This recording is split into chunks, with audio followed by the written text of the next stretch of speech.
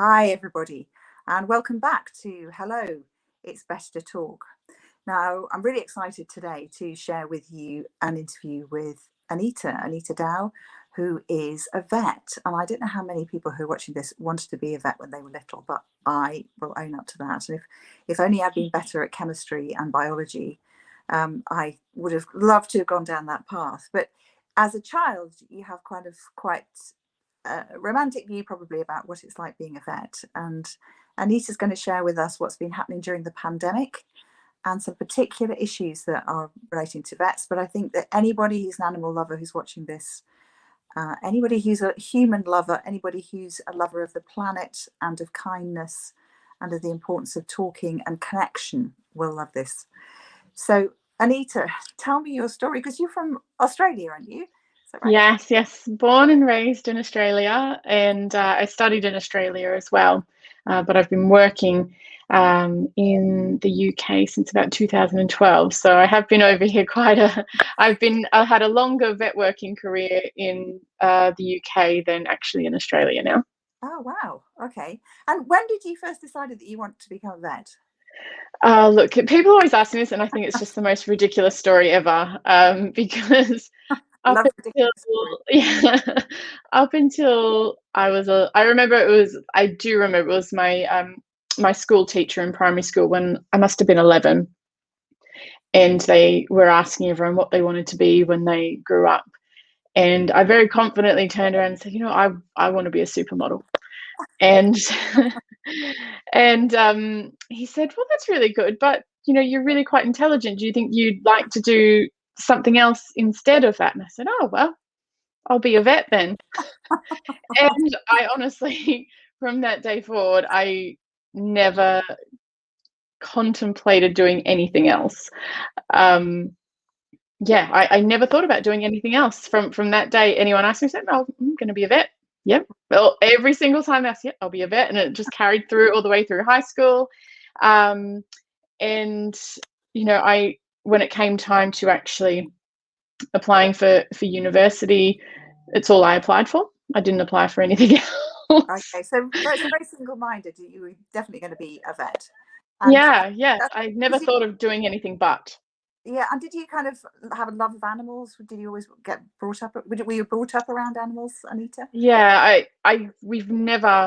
I can't remember a time where we didn't have animals. On one side of the family, there's a farming background, so I grew up with some exposure to sheep farming and cattle farming, but actually in the house we always had multiple dogs and at least one or two cats. And at times we had guinea pigs or rabbits or birds. There was always multiple animals around.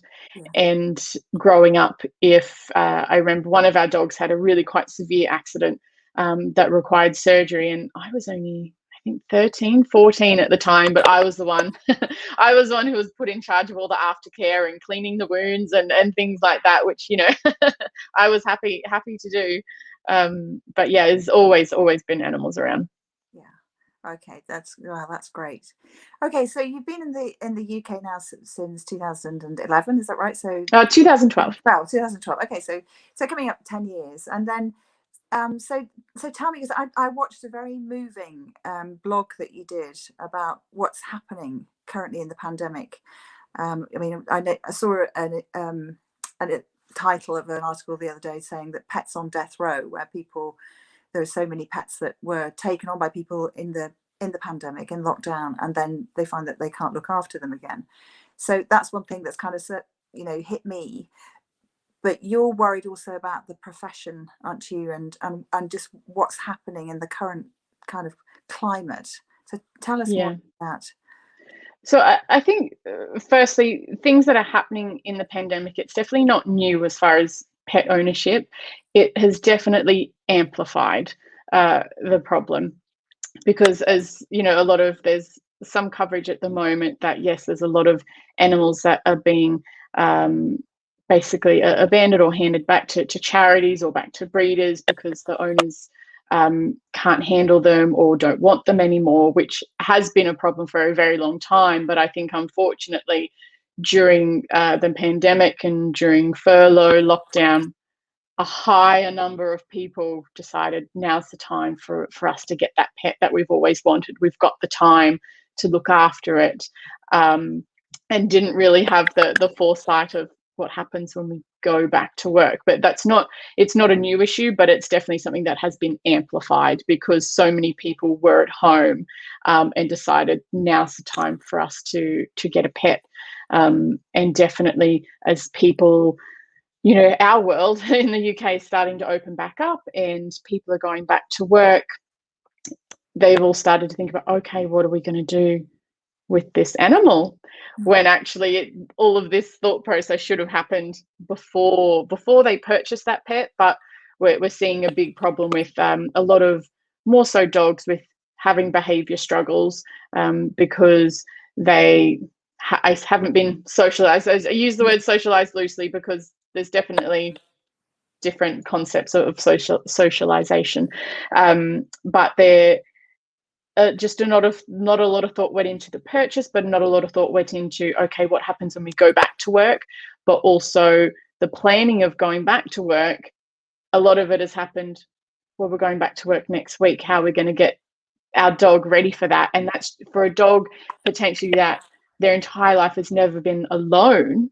Yeah. A week is not long enough to prepare that animal emotionally for being left alone for extended periods of time. It's just multiple points of lack of planning, unfortunately. Okay.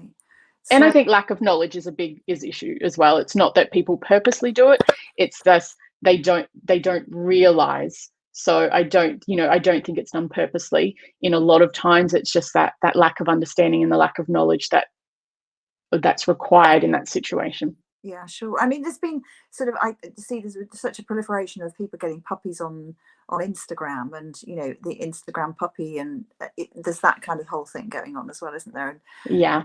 But tell us what's happening, from the vet. So it shouldn't happen to a vet, but tell us what's going on in the clinics at the moment with clients as well under pressure. Yeah, and again, I think it's not new to the pandemic. I think some issues and struggles in the industry have been heightened by the pandemic, definitely. But within the veterinary industry, and this isn't not just in the UK, this is within all the countries that have had any studies done, is that there is definitely a mental health crisis within the industry, where all in the countries that the research has been done, people in the veterinary industry are 3 to 4 more times to commit suicide than the general public. Yeah. Which is huge. But even within the last 5 years, the actual use of, there are specific mental health support groups and things for the veterinary industry, that only look after the veterinary industry, and the use of those have increased by 500% in the last 5 years. Wow. So it's not just, it's a problem that's getting worse. Yeah. Parts of it are getting worse, partly due to the pandemic, because I think just like everyone else, I don't think that our job has got worse because of the pandemic, but your private lives has suffered, obviously, because everyone who's been in the UK is suffering some kind of mental stress or mental health difficulty as a knock-on effect of that social isolation, and whether you've been on furlough or not being able to see your family. And when you already work in an industry that has a mental health crisis going on, having that personal crisis now compounding that has made that worse. So I don't think necessarily it's our workplace has got worse, but that being said, there are definitely difficulties that pre-pandemic weren't there. Okay. in the workplace. And so what, I mean, in terms of, I don't know if you can share any personal stories about people that who've taken their own lives, or people that I mean, it isn't all, it's not just vets, is it? It's everybody that's involved in the veterinary industry is really everyone. I think vets, I would expect, I'm not sure there's actually any studies into it, but I would expect that vets are higher than the other staff, as far as veterinary nurses and receptionists, things, just because the access is there. The vets have the access to the means more easily than other members within the team. But it's, it's within the UK, there's 20,000 practicing vets. But within the world, it's still a relatively small community, because there's Facebook groups and generally know someone who knows someone. It's a tight-knit family. Yeah. And you will not meet someone within the industry that either themselves, their friend, or their friend's friend has either tried to take their lives, has successfully taken their lives, is self-harming, suffers from depression. There is, 1 degree of separation between you and any other person in the industry who's suffering from something like this. And I know, following my blog, that I had a lot of people within the industry, but not only within the industry, family members of people in the industry who reached out and said, I worry for my daughter. She is a vet, and 4 of her friends within her graduating year have taken their lives since they graduated, and they've only been out of vet school 5 years. I mean, that is, no one else could say that I went to uni with 100 people. 4 of my friends have taken their lives within the first few years of practicing. And, I myself I've struggled with anxiety and panic attacks, but I put myself on I'm on the luckier scale of things, absolutely. And because I do a lot proactively to protect my mental health as much as possible. And, I talk very openly about that with my husband as well, but not everyone doesn't have that support network, but also the kind of personality that attracts the veterinary industry. It's not always a personality that finds it easy to talk about things like that as well. Okay, so I imagine that people who become vets are with a pretty bright. I mean, the competition to become a vet is intense, isn't it? So yeah, super bright, probably pretty hard on themselves, perfectionists, which is a tough thing to experience in any event. And what you're dealing with every day in terms of the animals is tough. I mean, I've had horses, dogs, and sometimes you come to a point where the life of that animal is coming to an end, and as an owner you have to make that decision. But the vets involved, our vets have been very involved with that decision, and then they have to do the deed, which is really a tough thing to do. And I can imagine that lots of things are happening from the animal's perspective. But tell me about the pressures that are on the industry, the vets, from clients, if you don't mind, Anita, talking about that. Yeah, I think when it comes to the life or death scenario, which we're dealing with multiple times on a daily basis, there's such a spectrum there, as far as it's always emotional, absolutely. And ultimately, the ending of an animal's life stops with you as the vet, as to whether or not you are comfortable, because there are cases where it's your prerogative to say, no, I'm not comfortable doing that, I'm not going to do that.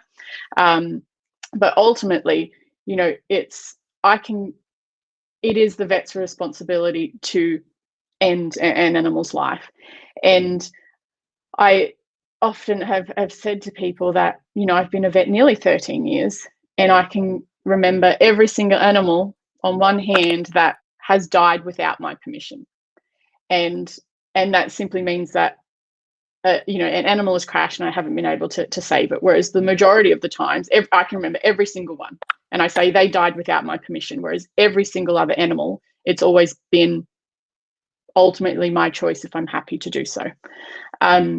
But when it comes to euthanasia of a family pet, for whatever reasons, and the problem is there's such an array of reasons why they're needing to put to sleep. And there's an array, there's such a scope of different emotional attachment with owners as well, because some people it's like, yeah, it's just an animal, whereas other people it's their family. And the far end of the spectrum is this person's reason for living. You are sometimes dealing with people who have such a strong emotional attachment that this, and it's common that this dog is the reason why I didn't end my own life. And this is the kind of emotional bond that you are dealing with. There's such an array there, and so you can understand why the actual process of euthanasia and those types of discussions, they can be so emotionally exhausting, and they take their toll. And it's also because everyone deals with grief differently. I've been in a room when my nana, bless her, was not very well, and looking at 3 different family members all processing that grief in 3 very different ways: anger, denial, sadness. And you're dealing with that with people you don't know, and trying to help navigate them through that process as well, and not just about making the decision to do it, but being that emotional support there as well. And this is something that you learn in real life. This is not something that was ever taught when I went through uni. I say it went through uni 13 years ago. It was never taught. But also, I'm not sure that it's something that can be taught either. So it's not that there's a fault in the teaching. It's just that to actually deal with those real life situations, it's hard. It's very to hard. Be able to practice that. Yeah, it touches on so many different things. It touches on your own values and what you believe to be important. It touches on your ability to be empathic. It touches on your professional ability to maintain a level of objectivity. And I mean, I suppose the skills in terms of questions and so on can be taught, but actually those questions come from your heart in a way, don't they? To a degree, but you've also got to have the brain engaged. Yeah, I mean, these are really, really, really tough things that are vets needing to be doing. But I can hear the empathy in your voice in terms of the clients that you have. But I know that you've also had or other vets have had a lot of experience recently with people being really quite harsh with vets, and kind of saying, this is all your fault, which may be a reaction from grief, but it may be all sorts of other things. Could you tell me a bit more about that?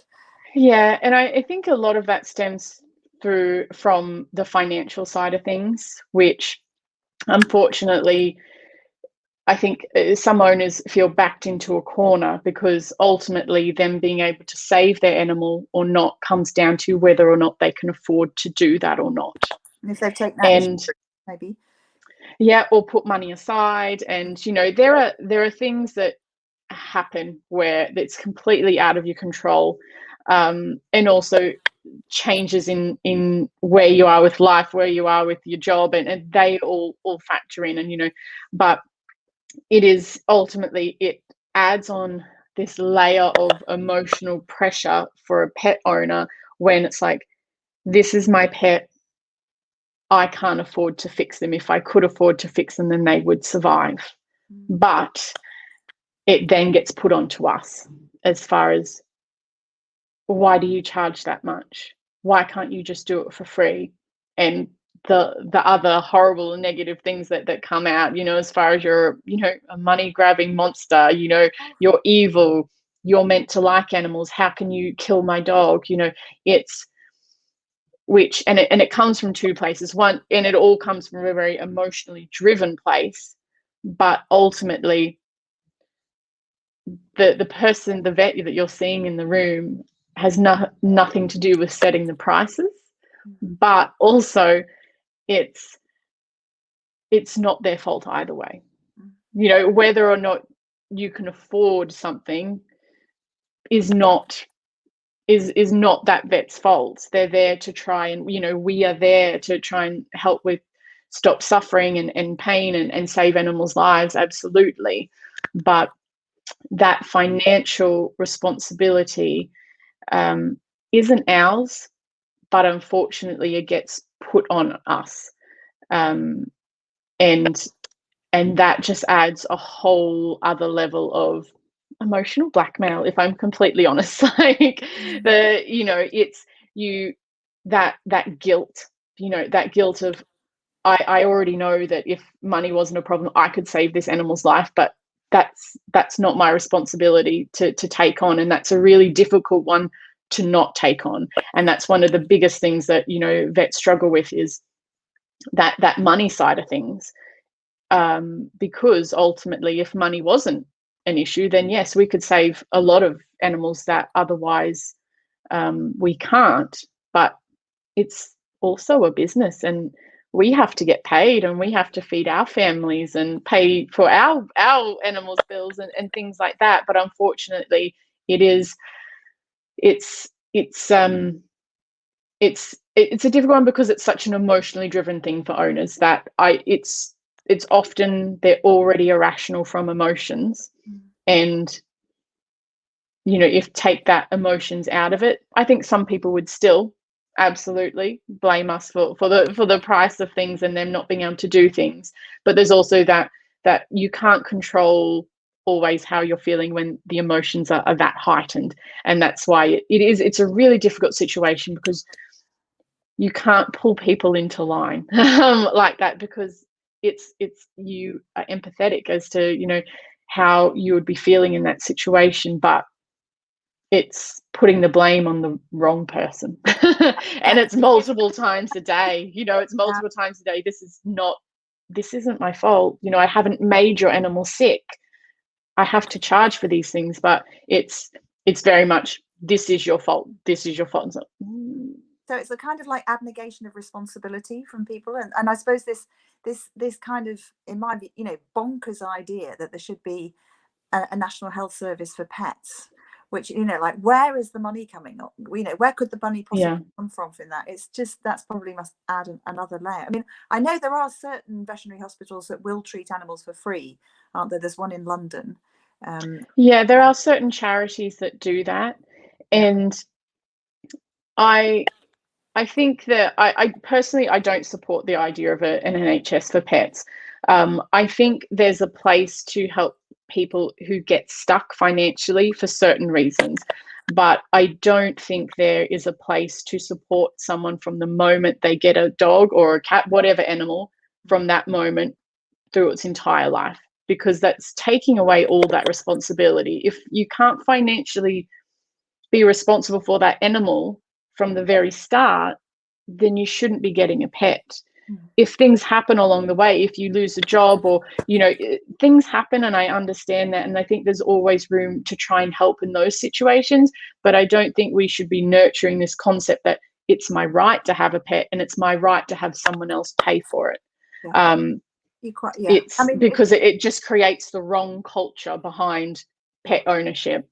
But also with the NHS, it's, if you speak to people who work in the NHS, they're stretched. They can't always do their best. They don't always have the best facilities.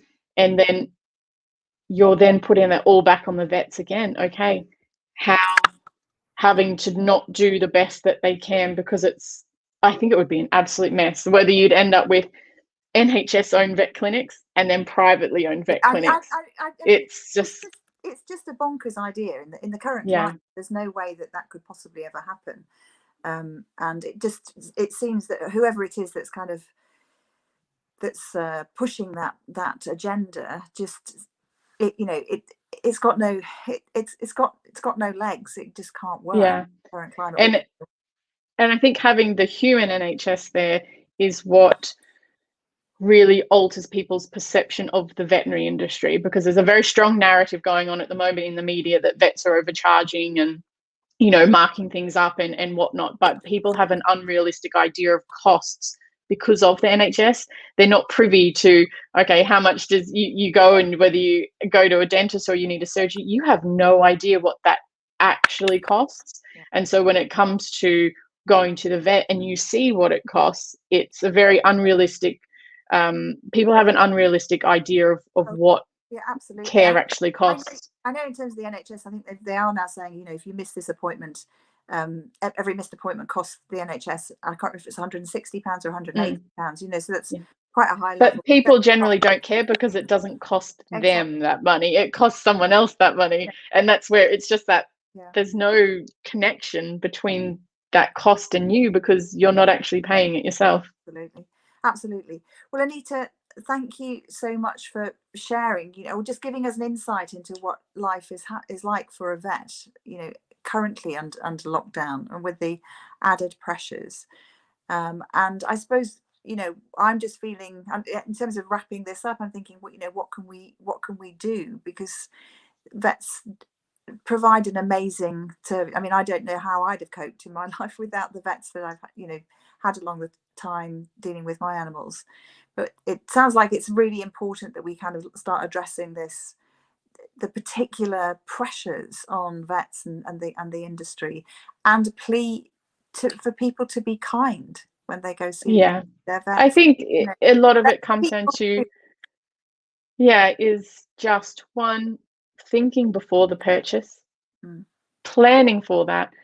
And then when it comes to with the actual industry, it's just kindness. It's thinking about what you say before you say it, and thinking, okay, it's not just you, it's the next person who walks through the door and the next person who walks through the door. It's a compounding effect, and every small change that someone makes to their behavior and the way they talk, it's a compounding effect. So the way that you treat people within this industry can honestly very really save a life.